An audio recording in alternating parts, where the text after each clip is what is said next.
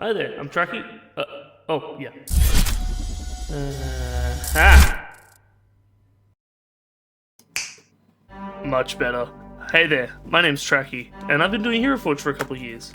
And at the suggestion of one of my friends, I decided to make a video to go through my process, show what some of the kit bashing tricks I use are. Here's some of my models, if you're interested in looking at them. Now, one of the first big tips I'd like to give is to have a library. Pro does so much for you in Heroforge, and saving as many preset poses as you can helps you get a good base going.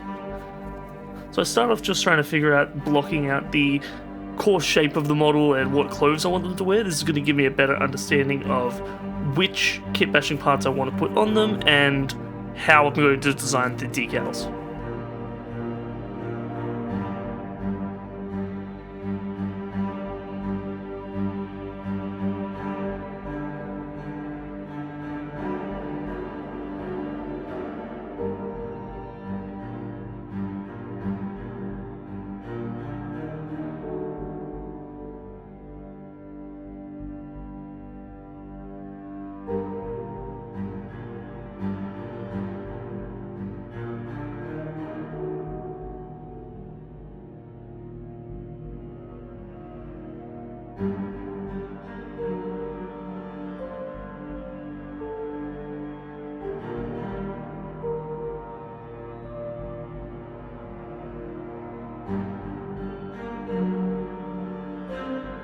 I take a short break from the model here to work on the spellbook that this character carries, and I find it's best to start with whatever you want to be the base and then build attachments on top of that.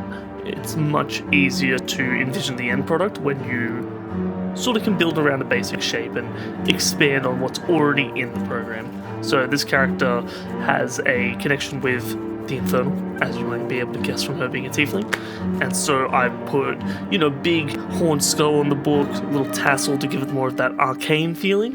This is also where I start building towards the character's darker look and bringing less of a scrappy street urchin with the torn jeans and leaning more into that academia uniform feeling that ties more into her backstory.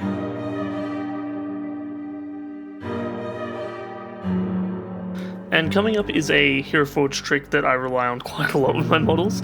I ended up not sticking with this change here, and I end up doing it later in the time lapse, but using kit bashing to extend the sections of the legs to give that more slender and tall appearance without having the bulk that Heroforge usually adds when you make a character taller.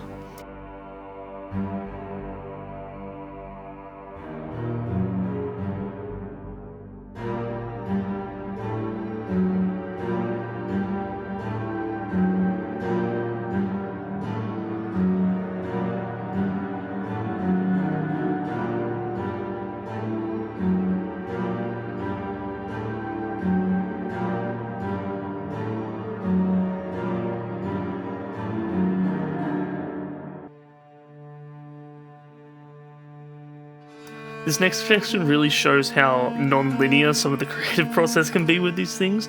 I had this idea to give her a harness that would connect to a backpack, but I wanted more of a duffel bag shape, so I tried with this big canteen, didn't like it, got rid of it, and we eventually do get rid of the harness as well, because I just wasn't liking the clipping, what it was adding to the model.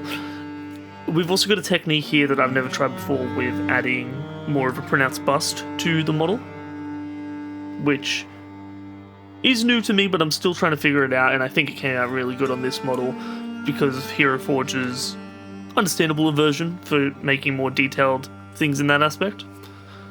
We're also doing a kit bashing trick here with some of the skeletal wings to try and make a pronounced necklace effect that sits just in front of the bust and details that section.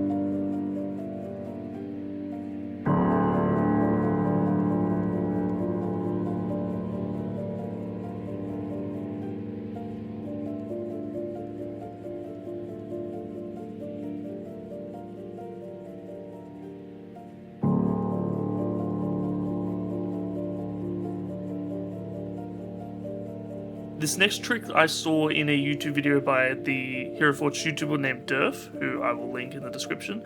This chain whip model makes an excellent necklace chain or just decorative chain when you shrink it down.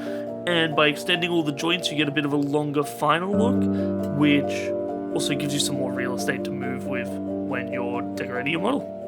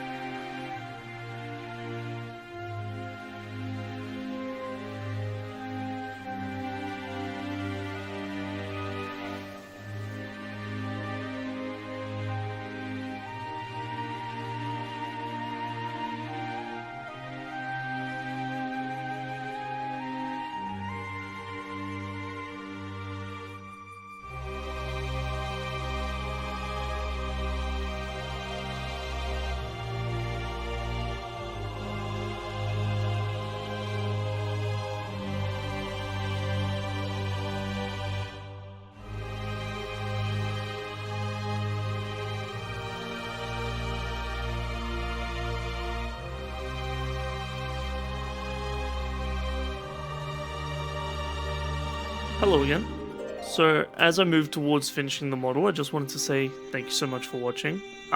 There's a lot of techniques in here I'm really proud of, things that I've tried for the first time, and I'm very happy with how this model came out. If you liked the video, I'd appreciate if you were able to leave a comment or a like, tell me if you have any advice or tips. Otherwise, thank you very much for watching, and have a wonderful day.